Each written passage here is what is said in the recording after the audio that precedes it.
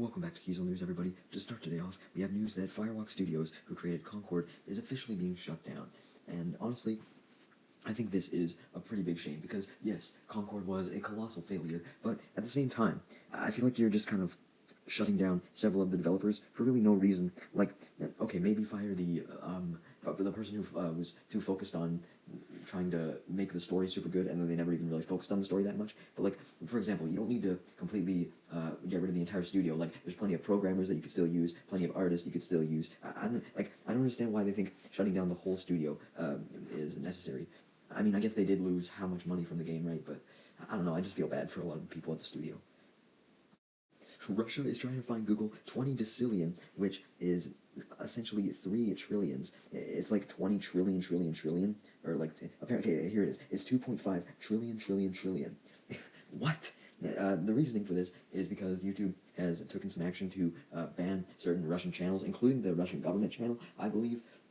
And I mean, sure, Russia can get mad at this if they want, I guess, but like, they're suing more than the actual GDP of the goddamn Earth. How do you expect to actually get this much money from Google when not even the richest company has this much money available? Like, what's the actual point?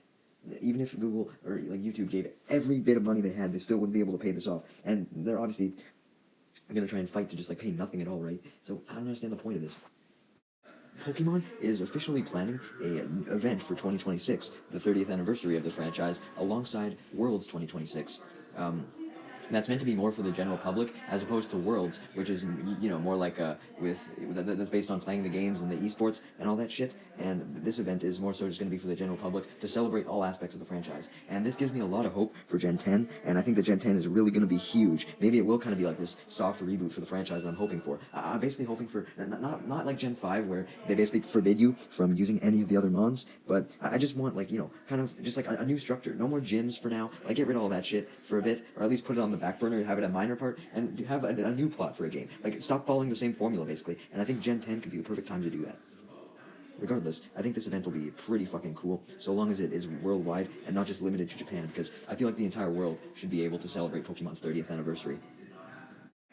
We now have some leaks courtesy of Centro, or at least that's where I'm getting them from, that show the poster for Worlds 2025 for Pokemon, and the starters that are advertised are Chespin, Froakie, and Fennekin. So a lot of people are thinking that those are the starters that we're going to be getting for Legends ZA. And I mean, it would make sense. Legends ZA is a Kalos game.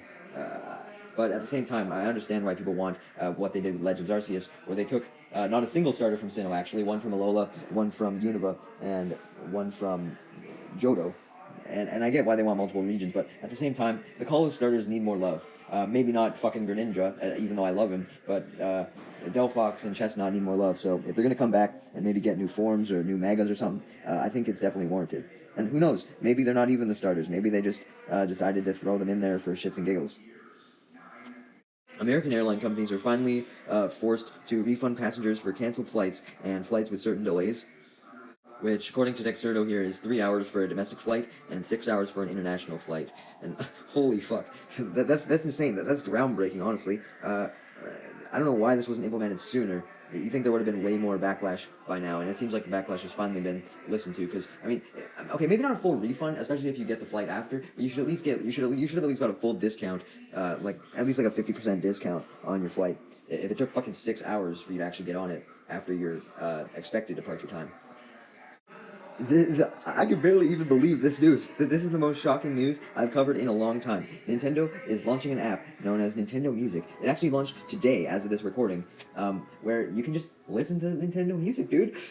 No more having to watch it illegally on YouTube or anything like that. No, you can just fully enjoy while you are on the app without any guilt whatsoever. I mean, not that you should have felt guilt to begin with. If you ask me, Nintendo should just put their music on Spotify. I still stand by that, especially since this app is restricted to Nintendo Switch online members. So you have to fucking be an online member just to be able to listen to music, man. Like, for real? Like, at the very least, you could make the app, you have to pay for it for non-online members, and then online members get it for free if you wanted to do that, but not exclusively for online members. But anyways, like, the overall functionality of the app is very interesting. You can create your own playlists with music. You can filter out certain games if you don't want to get spoiled. So a good app overall, and something that's very overdue. I just wish it was more accessible to more people. there's apparently a lot of pedophiles who watch YouTube because Dr. Disrespect has got $20,000 in donations over the last month. What? Who the fuck is donating to him? Like, okay, I know what it's like to be a fan of a creator and then have them turn out to be a pedophile, or but basically a pedophile. And I'm referring to Cody Ko because of the whole situation with Tana Mojo and her being 17 while he was 25 and all that. And I think it's fine if you still want to watch that said creator, to be honest, because really, what's one view getting them? Less than a cent, right? Like, you're not really contributing to any further wealth. But if you're deliberately going out of your way to donate money to someone like Dr. Disrespect, no, dude, that's too far.